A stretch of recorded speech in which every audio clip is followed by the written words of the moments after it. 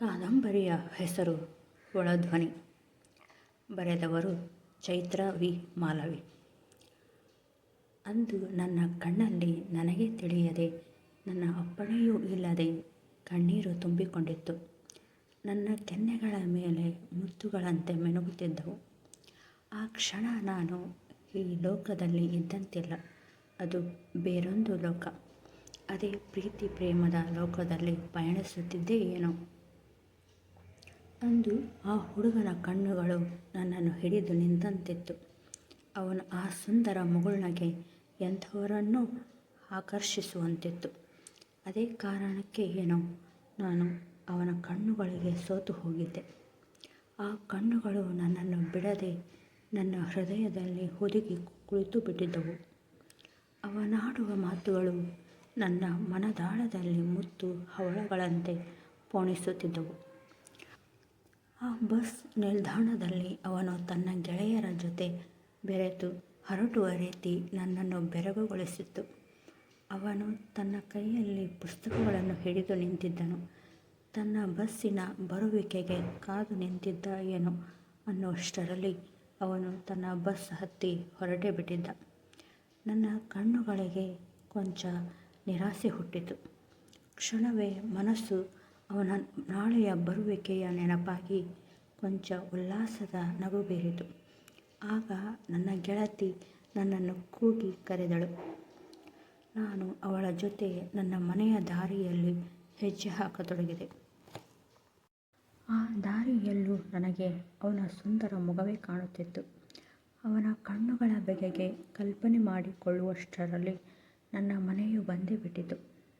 ನನ್ನ ಗೆಳತಿ ನನಗೆ ಬರುತ್ತೇನೆಂದು ಹೇಳಿ ಅವಳ ಮನೆಗೆ ಹೋದಳು. ನಾನು ನನ್ನ ಮನೆಯ ಒಳಗೆ ಹೋಗಿ ನನ್ನ ಪುಸ್ತಕಗಳನ್ನು ನನ್ನ ಕೋಣೆಯ ಮೇಜಿನ ಮೇಲಿಟ್ಟು ನಂತರ ಮುಖ ತೊಳೆದುಕೊಳ್ಳುವುದಕ್ಕೆ ಬಚ್ಚಲು ಮನೆಗೆ ಹೋದೆ. ಅವತ್ತು ರಾತ್ರಿ ನನಗೆ ಬೇಗ ನಿದ್ರೆ ಹತ್ತಲಿಲ್ಲ. ಪುಸ್ತಕವನ್ನು ಹಿಡಿದು ಕುಳಿತಿದ್ದ ನನಗೆ ಯಾಕೋ ಓದಿಕೊಳ್ಳಲು ಮನಸ್ಸಿಗಾಗಲಿಲ್ಲ. ಆ ಬಸ್ ನಿಲ್ದಾಣದಲ್ಲಿ ನೋಡಿದ ಅವನ ನೆನಪು ಕಾಡುತ್ತಿತ್ತು. ಅವನನ್ನು ಮತ್ತೆ ಯಾವಾಗ ನೋಡುವೆನು?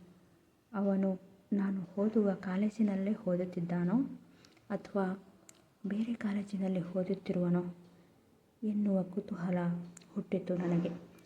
ಒಂದು ವೇಳೆ ಅವನು ನನ್ನ ಕಾಲೇಜಿನವನಾಗಿ ಅದರಲ್ಲೂ ನಾನು ಓದುವ ತರಗತಿಯಲ್ಲೇ ಓದುತ್ತಿದ್ದರೆ ಎನ್ನುವ ಖುಷಿಯು ಬಂದು ಯಾವುದರ ಪರಿವೇ ಇಲ್ಲದೆ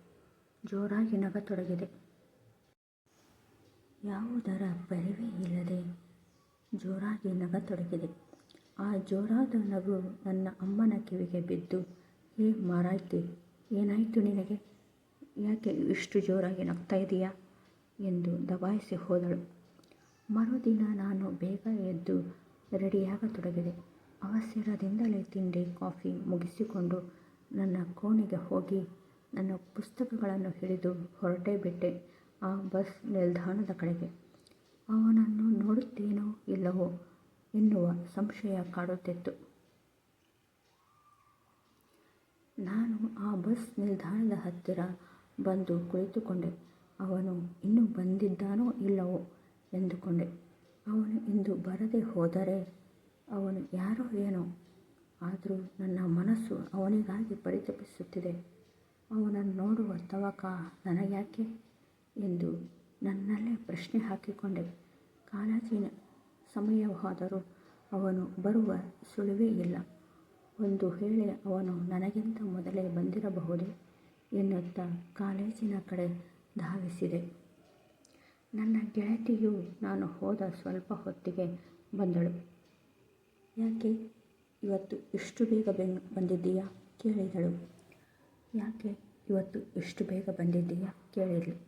"ಇಲ್ಲ ಕಣೆ, ಸುಮ್ಮನೆ ಬಂದೆ" ಅಂದು ಸುಮ್ಮನಾದೆ. ಅವನು ಬಂದಿಲ್ಲವೇನೋ ಅಂದು ಮನಸ್ಸಿಗೆ ಬೇಸರವಾಯಿತು. ಅವನ ಬಗೆಗೆ ಯೋಚನೆ ಮಾಡುತ್ತಾ ನಿಂತಿದ್ದೆ. ಕಾಲೇಜಿನ ಬೆಲ್ ಹೊಡೆದು ನನ್ನ ಕಿವಿಗೆ ಎಚ್ಚರಿಸಿತು ತರಗತಿ ಒಳಗೆ ಹೋಗಬೇಕೆಂದು. ನಾನು ಗಡಿಬಿಡಿಯಿಂದ ತರಗತಿಯ ನನ್ನ ಜಾಗಕ್ಕೆ ಹೋಗಿ ಕುಳಿತುಕೊಂಡೆ. ಅಲ್ಲಿ ನನಗಾಗಿ ಒಂದು ಆಶ್ಚರ್ಯ ಕಾದಿತ್ತು. ಅದೇನೆಂದರೆ ಯಾರನ್ನು ನೋಡುವ ತವಕ ನನಗಿತ್ತು. ಯಾರಿಗಾಗಿ ನಾನು ಇಷ್ಟೊಂದು ಪರಿತಪಿಸಿದ್ನೋ ಅವನೇ ನಾನು ಕುಳಿತಿದ್ದ ಬೆಂಚಿನ ಪಕ್ಕದ ಬೆಂಚಿನಲ್ಲೇ ಅವನು ಕುಳಿತಿದ್ದ. ಆಗ ನನ್ನ ಮನಸ್ಸು ಮಲ್ಲಿಗೆಯಂತೆ ಅರಳತೊಡಗಿತ್ತು. ಅವನ ಸುಂದರ ಮುಗುಳ್ನಗೆಯು ಮತ್ತೆ ನನ್ನನ್ನು ಸೋಲಿಸಿತು. ಅವನ ಆ ಮುಖವನ್ನು ನೋಡಿದ ನನಗೆ ಎಲ್ಲಿಲ್ಲದ ಖುಷಿ ಬಂದೆರಗಿತ್ತು. ನನ್ನ ಕಣ್ಣುಗಳು ಅವನನ್ನೇ ದಿಟ್ಟಿಸುತ್ತಾ ಇರುವಾಗ ತರಗತಿಯ ಒಳಗೆ ಉಪನ್ಯಾಸಕರು ಬಂದ ಪರಿವೇ ಇಲ್ಲದೆ ಕೂತಾಗ ಅವರೇ ಸುಚಿತ್ರಾ ಸುಚಿತ್ರಾ ಎಂದು ನನ್ನ ಹೆಸರನ್ನು ಕೂಗಿ ಎಚ್ಚರಿಸಿದರು. ಆಗ ನಾನು ಆ ಸುಂದರ ಲೋಕದಿಂದ ಹೊರಗೆ ಬಂದು, ಸರ್, ಅದು ಎಂದು ತೊದಲಿಸಿದೆ.